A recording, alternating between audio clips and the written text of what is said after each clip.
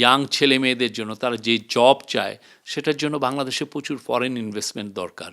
প্রচুর ফরেন ইনভেস্টররা যেটা করে তারা দেশে আসলে তারা প্রচুর হাই এন্ড জব তৈরি করে।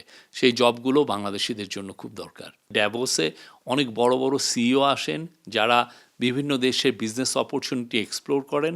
তো আজকে ডিপি ওয়ার্ল্ড, যেটা ওয়ার্ল্ডের one of the largest investor in ports, তার এমডির সাথে সিইওর সাথে মিটিং আছে।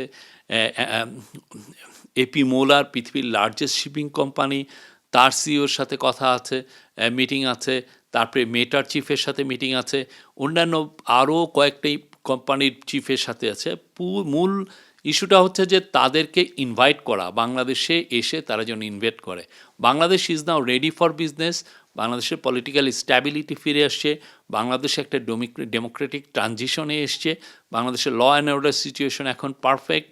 এখন this is now high time to attract foreign investment. আর আপনি জানেন এই যে বাংলাদেশের ইয়াং ছেলে মেয়েদের জন্য তারা যে জব চায় সেটার জন্য বাংলাদেশে প্রচুর ফরেন ইনভেস্টমেন্ট দরকার। প্রচুর ফরেন ইনভেস্টররা যেটা করে তারা দেশে আসলে তারা প্রচুর হাই এন্ড জব তৈরি করে। সেই জবগুলো বাংলাদেশিদের জন্য খুব দরকার। বাংলাদেশে আজকে খুব টাইট শিডিউল। এর ফাঁকে ফাঁকেই আরও যদি সিনিয়র ওয়ার্ল্ড লিডার তাদের সাথে দু একজনের সাথে দেখা হবে, মত বিনিময় হবে। বাংলাদেশের যে অভূতপূর্ব যে ঘটনাগুলো ঘটলো সেগুলো নিয়ে স্যার বলবেন।